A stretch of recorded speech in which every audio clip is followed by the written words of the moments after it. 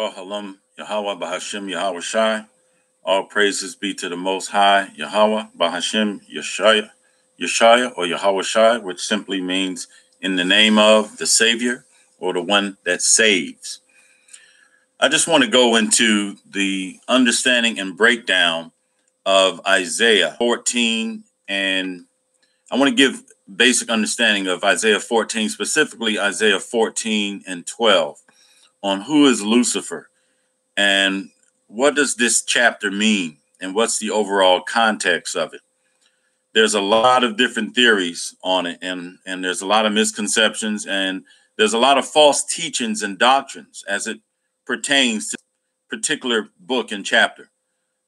And a lot of it stems from paganism and some of the false philosophies of Greek and Roman doctrines of worshiping the gods, of multiple gods, saying that there was a war in heaven and all the gods fell onto the earth and were being worshipped. That is all just straight garbage. Okay, that's what that is. It's Greek mythology. So I want to give a true understanding of what this chapter means. And I'm going to start at the book of Isaiah, chapter 14, verse 12. And it reads, "How art thou fallen from heaven, O Lucifer, son of the morning? How art thou cut down to the ground, which did weaken the nations? For thou hast said in thine heart, I will ascend into heaven. I will exalt my throne above the stars of the Most High. I will sit also upon the mount of the congregation on the sides of the north. I will ascend into the heights of the clouds. I will be like the Most High."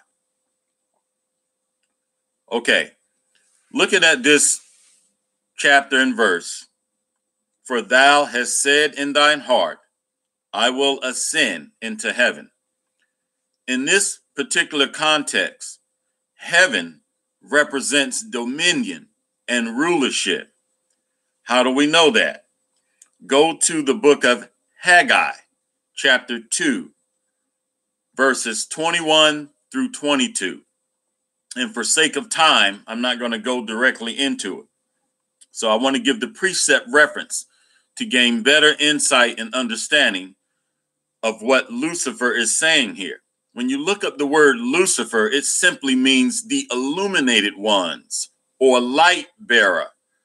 The ones we call the illuminated ones today is simply the Illuminati, the fake Jews or the Zionist rulers, or the light bearers, who they consider themselves to be the bearers of light. Light just simply represents wisdom and knowledge. That's all it means.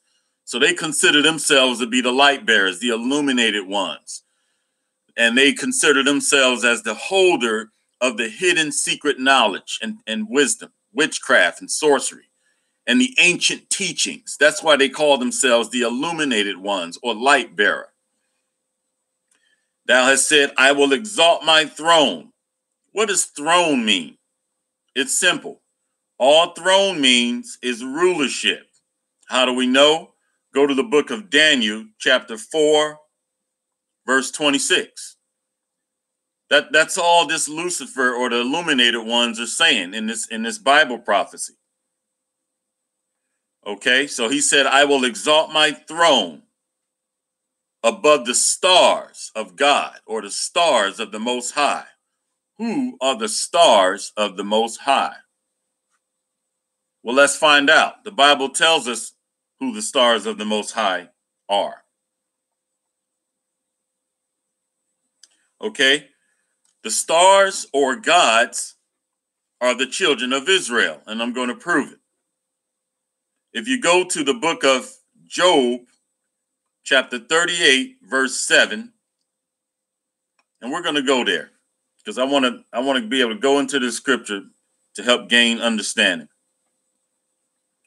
So the book of Job, chapter 38, verse 7. when the morning stars sang together, and all the sons of God shouted for joy. So these are not real, these stars are angels. These are angelic beings that were created in the beginning. Okay? But these angels were fallen from rulership, the children of Israel, because they decided to go against the Most High God and stop keeping his laws, statutes, and commandments and begin to act like the heathen. So that's why they fell from heaven, as explained in Revelation chapter 12. Let's go a little bit more into these sons of God and these stars. Okay, I'm going to give you another. Well, before we go there, we're going to go to Hosea chapter 1, verse 10, on who these sons of God are and these stars. So let's go to the book of Hosea, chapter 1 and 10. And this is how we know who the children, one of the reasons we know who the children of Israel are today. Because we're being called Gentiles. We're being called Black, African American, Jamaican, Native American, Indian, Puerto Rican, Hispanic. These are all false Gentile names to deceive us into thinking that we're not the chosen seed and bloodline descendants of Abraham, Isaac, and Jacob. So let's go to Hosea 1 and 10. Yet the number of the children of Israel shall be as the sand of the sea. No one truly can get a count on the children of Israel, which cannot be measured nor numbered. And it shall come to pass that in the place where it was said unto them, you are not my people, there it shall be said unto them, you are the sons of the living God. Let's go back to Job 38 and 7.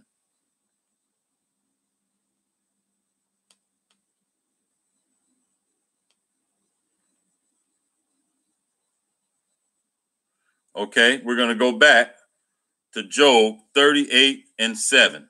This is in the beginning, before the fall from grace and rulership.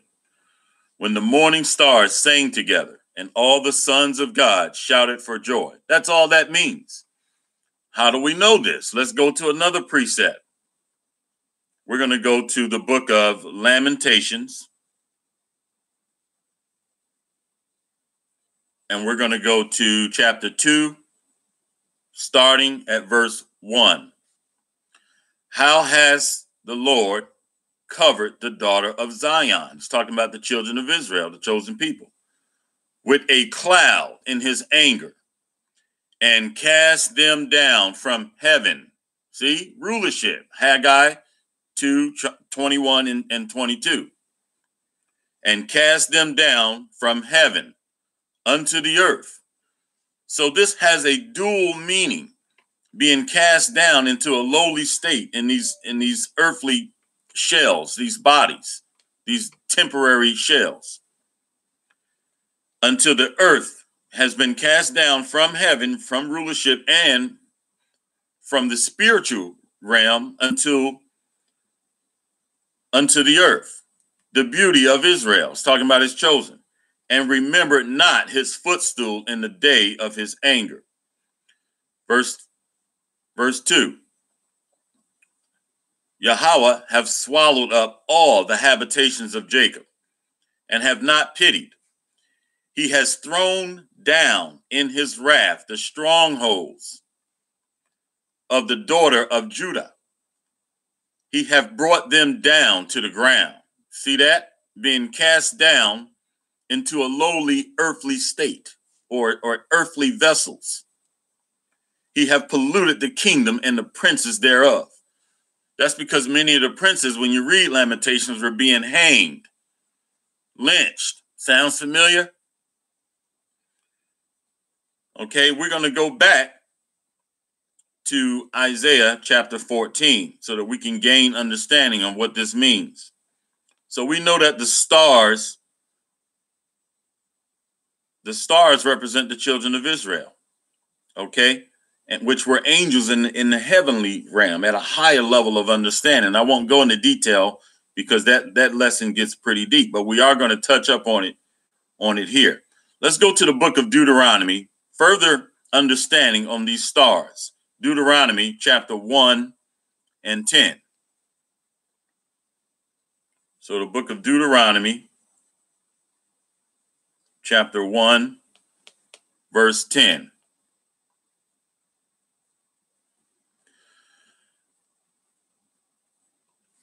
And the Most High, your power, have multiplied you, and behold, you are this day as the stars of heaven for a multitude, the children of Israel. The whole book in Deuteronomy, when you go to the first chapter, read verses 1 through 3, he's talking about the whole book was specifically written towards and to the children of Israel, period. Okay, we're going to go back to the book of Isaiah chapter 14. All right, and we're still on above the stars. This is whom Lucifer said he will exalt his throne above the stars of God, which are the children of Israel. And this throne, we know when we go to Daniel 4 and 26, represents rulership over the chosen people. And then he says, I will sit upon the mount. What is this mount? This mount is talking about a multitude of people. How do we know that? Go to the book of Ezekiel, chapter 36, verse 8. The mount of the congregation. So what is Lucifer talking about? These are so-called illuminated ones or Illuminati. What are they talking about? The congregation. Go to the book of Numbers. I'm going to give you a few precepts here. Go to the book of Numbers, chapter 20, verse 22. Who is this congregation? The children of Israel. The Most High's chosen people are being ruled over by the so-called illuminated ones, the light bearers, or in layman's terms, the so-called white man, the Zionists, the fake Jews. Psalms 74 and 2 also gives further insight as to who is this congregation. And then the last precept I'll leave you with is Psalms 48 and 2. Okay, let's keep reading to further break down Isaiah 14, and we're reading 12 through 14. In the sides of the north. Okay, when you go into this on the sides of the north, this is what makes this Bible so powerful on how these prophecies are so accurate and truthful. We're going to go to the book of Zechariah, chapter 2, and we're going to read 6 through 7.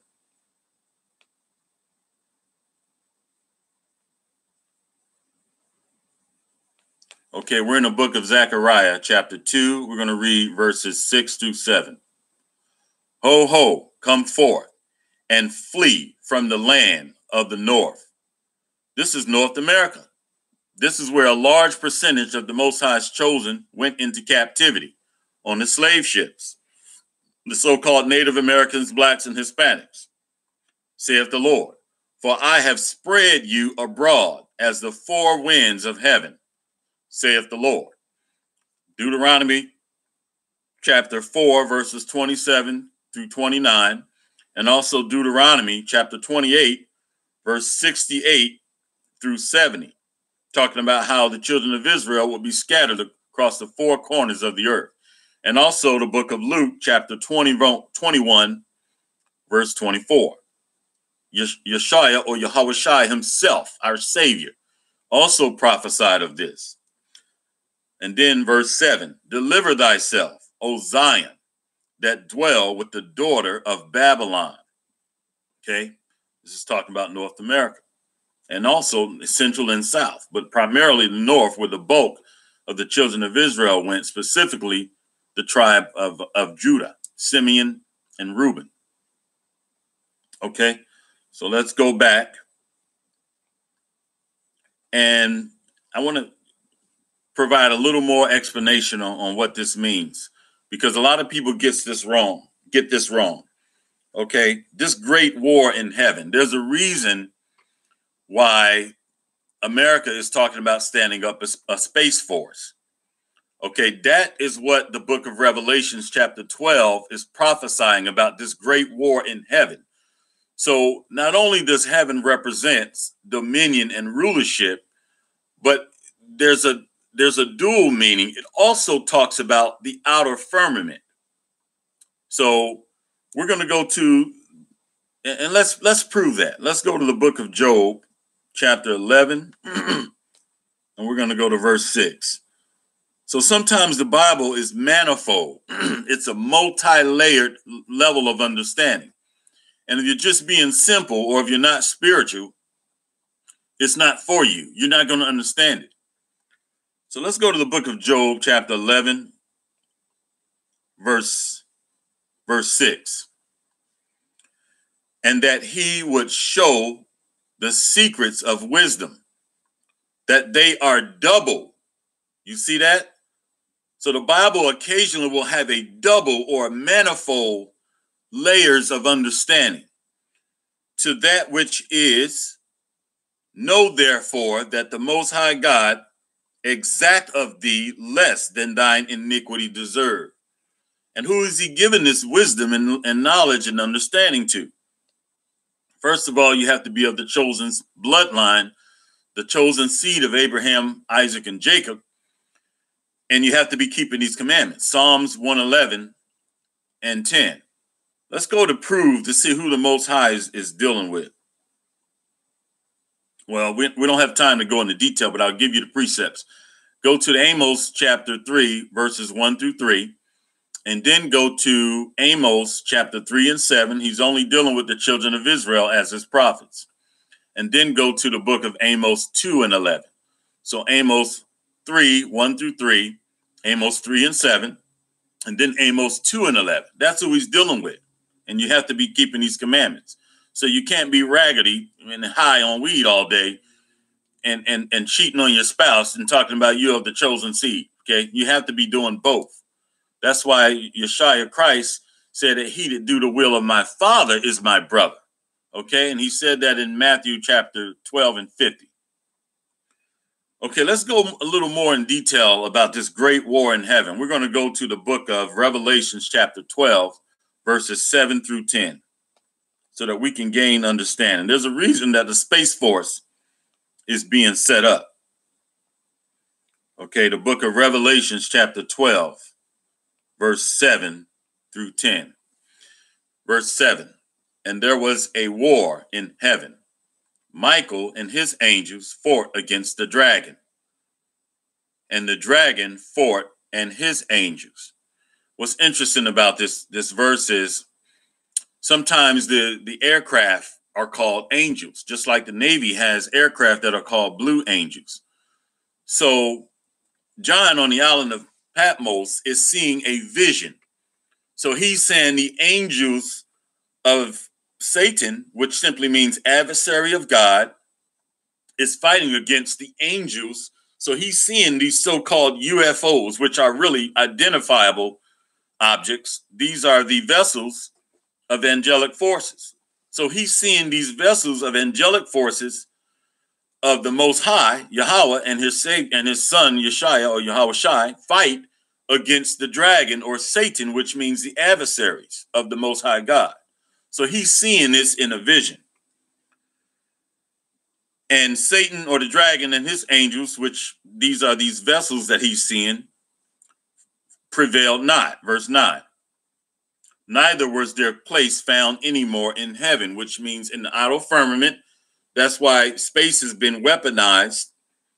And it's also talking about rulership, which was found no more in heaven. And the great dragon was cast out. That means the current adversaries of the Most High God were defeated and cast out. So that old serpent, the devil, just simply means the adversary of God. And Satan, which deceived the whole world. Who deceived the whole world? Do a Google search for God and see what images come up. Okay? That's who deceived the whole world. And he was cast out into the earth, just like we read in the book of Lamentations, chapter 2, verses 1 through 3, I believe. Yeah, verses 1 through 3. Was cast out, and his angels were cast out with him. You look at that word angel in this context, it means agent. So angel can mean messenger of God, which is the true God, or it can mean agent. In this context, it means agent or adversaries of God. So these are agents of Satan or the adversarial entities that fought against the Most High. Okay, so we're going to go back to the book of Isaiah, chapter 14. Okay, we're almost there. So who is the temple of God? Once again, you're going to get tired of hearing this, the children of Israel. Okay, and we're going to prove it. We're going to go to the book of Sirach, chapter 24 and verse 8. Okay, that is in the Apocrypha. So the book of Sirach, chapter 24, verse 8. This whole book was written for Israelites, by Israelites, and about Israelites, Hebrew Israelites, God's chosen seed, you so-called blacks, Hispanics, and Native Americans. Okay, so we're in the book of Sirach, chapter 24, verse 8. So the creator of all things gave me a commandment, and he that made me caused my tabernacle to rest, and said, let thy dwelling be in Jacob, the children of Israel, because he changed his name to Israel, and thine inheritance in Israel. See that? There's more. We're going to go to the book of 2 Chronicles, chapter 6, verse 17.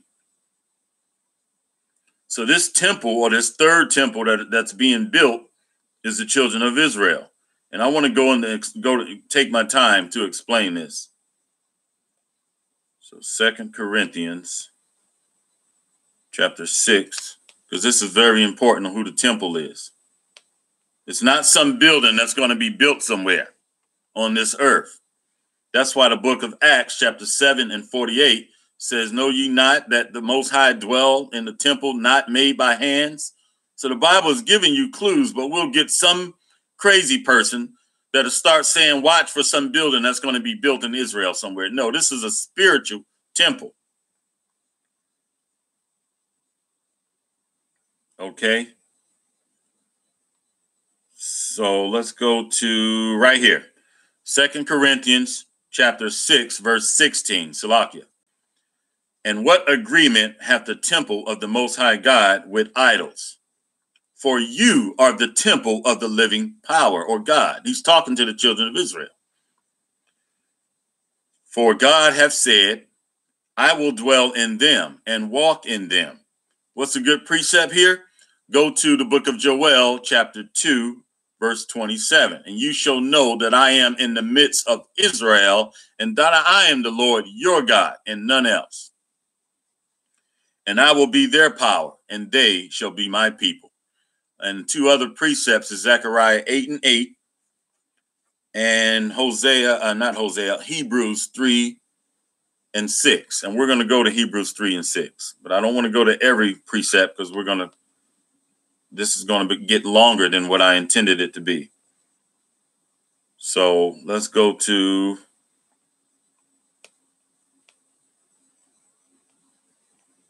Hebrews 3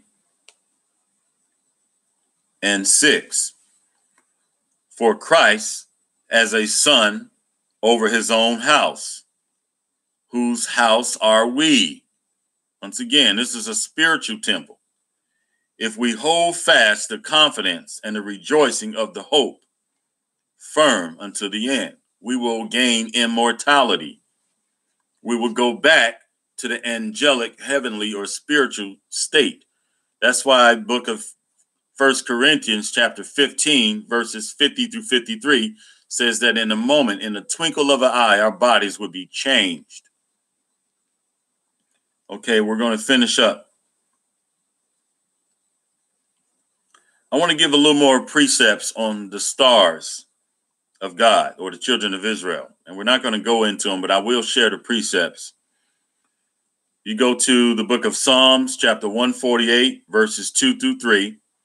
Also go to the book of Exodus, chapter 28, Exodus chapter 22, verse 28, Psalms 82 and 6, where the Most High said, I have said you are gods, but you should die like men, because we wanted to act like heathens and infidels and be wicked as hell like the other nations and Gentiles.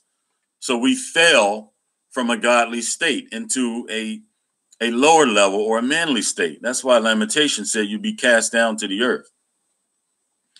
And the book of Judges, and this is a key precept here, chapter 5, verse 20.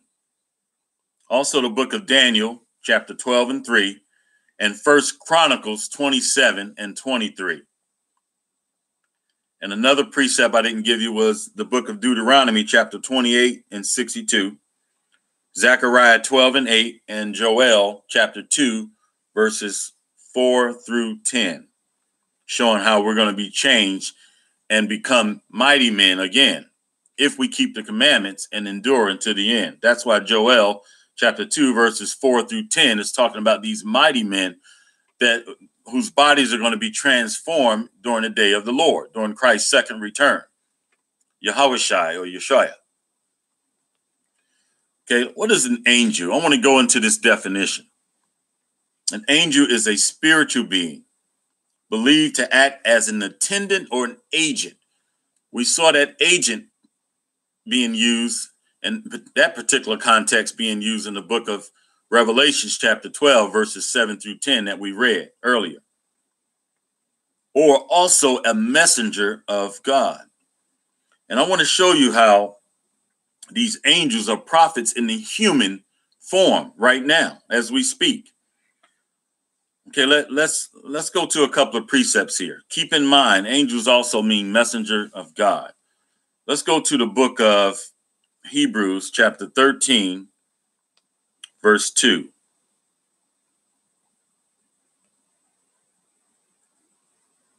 Okay, book of Hebrews, chapter 13, verse 2. Be not forgetful to entertain strangers, for thereby some have entertained angels unaware. It's very important. We're going to go to another important precept, the book of Second Chronicles, chapter 36 and 16. Second Chronicles 36 and 16. One moment. Okay, this is the context of messengers of God, like we just read the definition of angels. But they mock the messengers of God. These are the prophets in human form. And despise his words. Whose words? The Most High God's words, Yahweh. And misuse his prophets. See that? Angels in a human form or a low form, a low state. Until the wrath of the Lord arose against his people. Till there was no remedy. See? Destruction came, judgment. That's why First Chronicles 16 and 22 says, touch not my anointed. Who are the anointed? The prophets, the messengers of God, the sons of the living God, as we read in the book of Hosea, chapter 1 and 10. You got to be careful who you're dealing with on this earth. And the Psalms, chapter 105, somewhere around 12 through 15 says, touch not my anointed. This is serious business. Okay? All right. And we're going to go to this story about the third part of the angels falling from heaven. Okay. These were not some fallen angels and that are walking around as demons on the earth right now. It's total opposite. This relates to the precept of Psalms chapter 82 and 6, where he said, I have said ye are gods, the children of Israel. In the book of Job, chapter 38 and 7, the stars of heaven are the sons of God, these children of Israel. That's why the book of Hosea 1 and 10, that place where it was said, you are not my people, there it shall be said, you are the sons of the living God. So Satan's tail in the book of Revelations, chapter 12, is the Roman army. That's the tail of the head. The head represents the government or leadership or central authority. But the tail is the executing arm, the destruction wing. So that's simply the Roman army, or Edom, Esau, the so-called white man, brought down 1/3 of the children of Israel, or stars, to the earth. We went into this, who the stars are. Deuteronomy 1 and 10, Job 38 and 7. To the earth. Lamentations chapter 2, verses 1 through 2. Fell. They lost rulership. They fell. We are in a lower form, an earthly state. We fell out of power. So right now we're at the bottom and the Gentiles are at the head. So when Christ returned, things were going to be put back in order. And this was in 70 AD specifically, when the red dragon, Revelations 12, 3 through 5, or the Roman army, Esau, brought down Jerusalem. And it's a people first before it's a place, and attacked the remaining tribes that were in Jerusalem during that time, around 70 AD, which was predominantly Judah, Benjamin, and Levi, the southern kingdom. The northern kingdom had already left around 721 BC under the Assyrians.